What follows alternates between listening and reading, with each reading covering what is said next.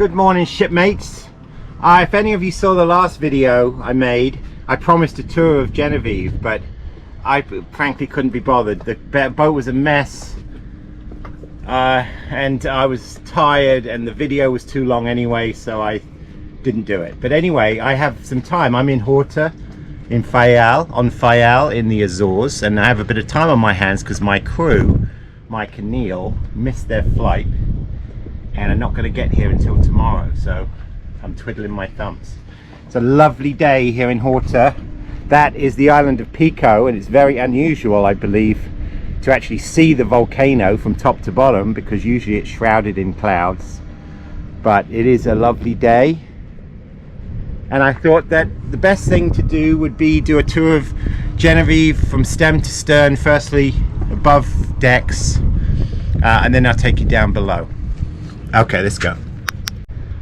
So we're up here on the bow, and here is Genevieve. Genevieve is a Hylas 54. She was designed by Herman Freyes. He's a famous naval architect, designed many boats. She is a cutter-rigged sloop. Now, sloop means that she has one mast with a mainsail and a foresail, but she's also a cutter, which means that she has, in addition to this, the Genoa up front, she also has a staysail, which is mounted on a stay that goes approximately from 1/3 down from the top of the mast, and is parallel to the Genoa. Both the sails, both the staysail here and the Genoa, have furlers, so you can just wind up the sails to reduce them or to put them away. Very useful. As I mentioned before, this is new, this furler. This is the windlass that picks up the anchor, goes over the front like that. This black line that you see is a snubber.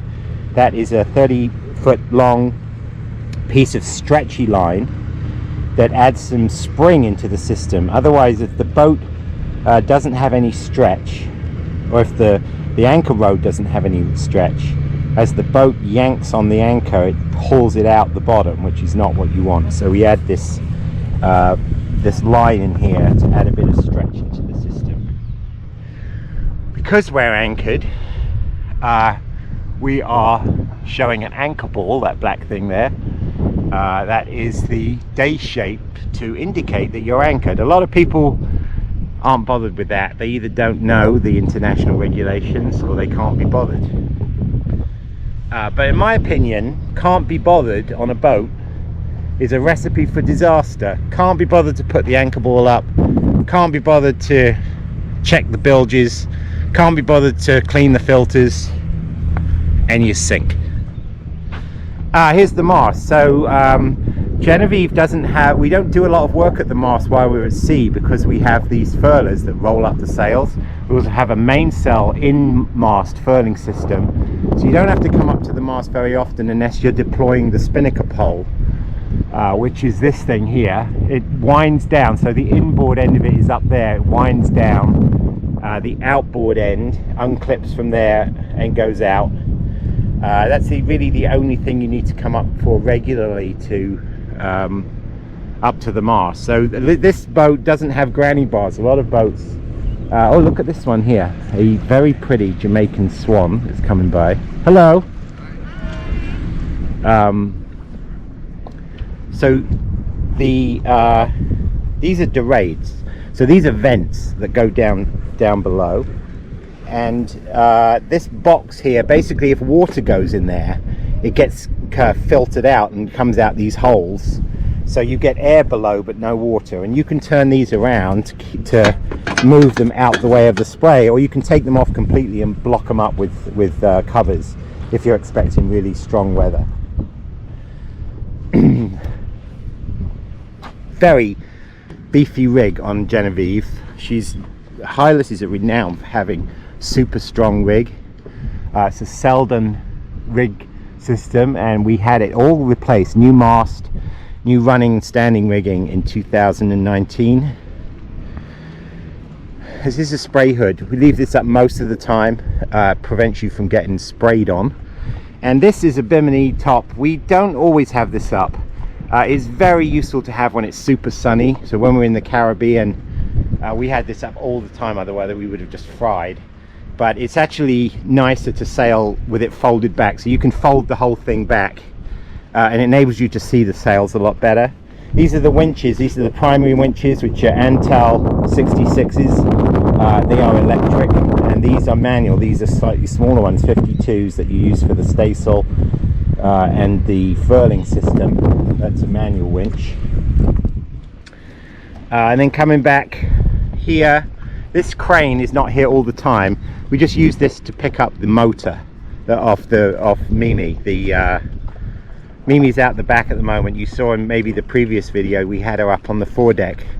That's the safest place for her to be when we're out at sea. But normally when we're cruising around, we pick her up on these davits here, which sit underneath the solar panels. There's like a crane system that electrically pulls the dinghy up out the water, and then we take the outboard engine here and pick it up with this crane and put it on this bracket right there. These are lazarettes, two huge lockers. You can go stand in those and not have your head sticking above the deck. They're huge, full of all kinds of shit. Barbecues, hoses, cleaning supplies, and then the other side is dedicated really to the life raft and to some other safety equipment. That's the life raft in that orange bag there. These are what a lot of people would call the gin and tonic seats. So you can sit here. It's a lovely view when you're sailing. We call them the puke and vomit seats because usually it's when people are feeling queasy, that's where they like to sit. Although we discourage anyone from leaning over the side to throw up because it's very dangerous. This is the main sheet. This is the hatch to the master cabin at the back. The ensign is flying, and I think that's it. Oh, let me just show you the cockpit. So this is the wheel, the bow thruster controls, the autopilot controls, the engine throttle, the engine panel, the electric winch buttons, so the navigation lights and other electrical things that you need access to while underway. This is the multifunction display. We have two of these, one below, one up here, that basically is where all of the data come into, enables you to navigate. And then we have other displays above the companionway there that show depth, wind, and some other information. And I think that's it. How about we go down below? So this is the companionway steps. Gets you down into the salon, the main cabin, down below. And this, incidentally, was a gift from Roberto Juarez, an artist who, our friend, who gave us that for Genevieve, and brightens up the place. We love it. Anyway, this is the main cabin, but maybe I'll do a start forward. So we'll go into the guest cabin. This is all set up for half the crew at the moment, but it's a bit. This Hylas has a king-size berth in the front, which means that the berth fills up the whole front. And the good thing about that, not only can you sleep 3 or 4 people in this, if you really wanted to, but you can sleep in any orientation. So you can sleep heads that way, heads that way, heads this way, heads that way, and you can brace your feet against thing when it's a little rough. Now, if at sea, if it was really bouncy, you probably wouldn't be able to sleep up here at all because it's really bouncy. But it's a very comfortable cabin. At other times, we are the envy of a lot of boats because nearly every locker up here is empty. We have stuff in this one. This is some bedding, and we keep the life jackets, but we have a lot of storage space on this boat. Underneath here is the bow thruster, an air conditioning unit, and the water maker.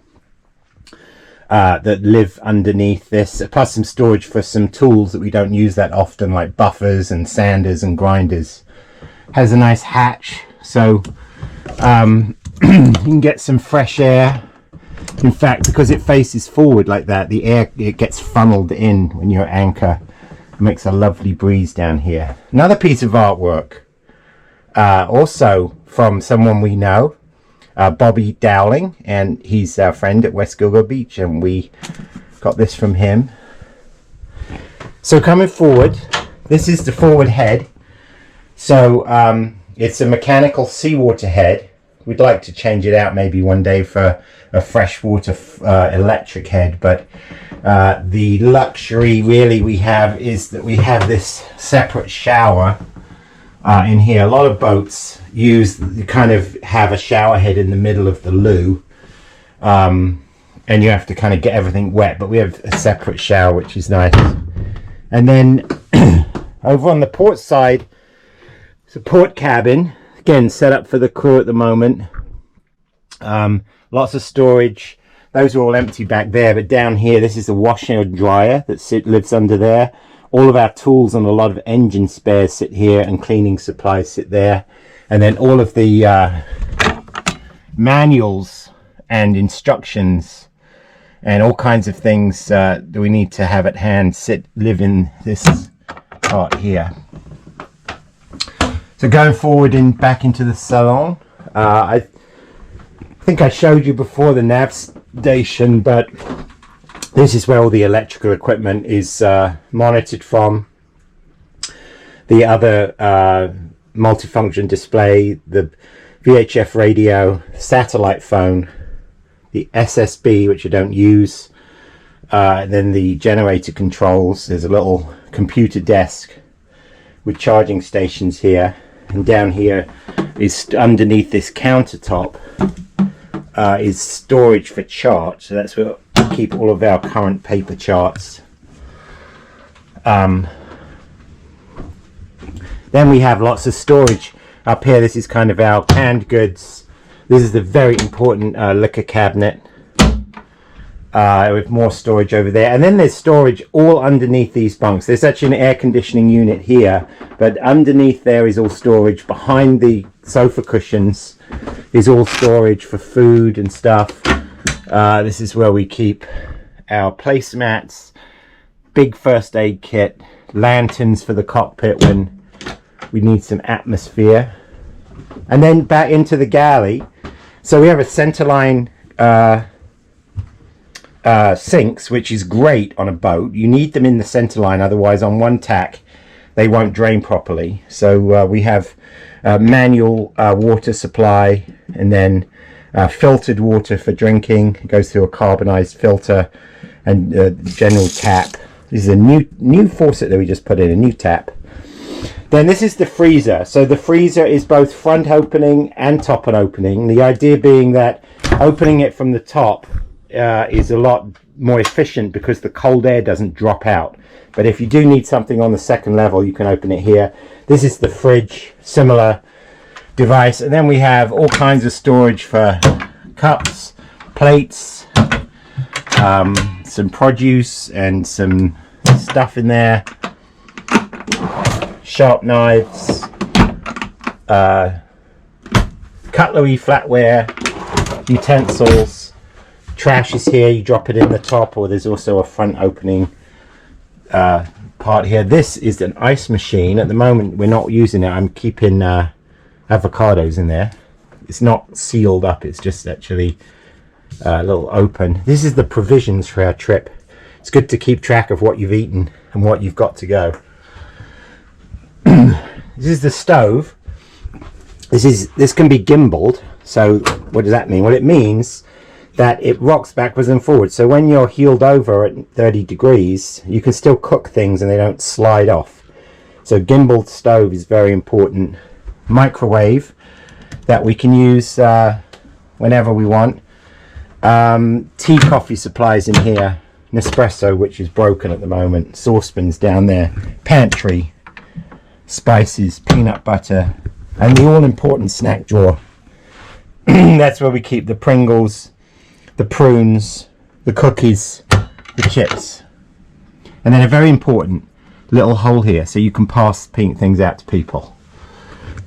Let's take us back into the master suite, as they call it. So this is, if you saw before, this is where I'm keeping the bean bags at the moment while John is not here. But this is the master suite. Very nice, lots of storage. Have cedar lined closets everywhere, lots of drawers, lots of ventilation from this opening hatch, these side ports, and even some aft ports that we actually never open. And then of course there's another head up here, and this one's a little bigger than the other one, but again, seawater Grocco K series seawater head, and a shower in here that is lovely. So just quickly, the other thing I want to show you is the donkey, is the engine. So the engine lives under here.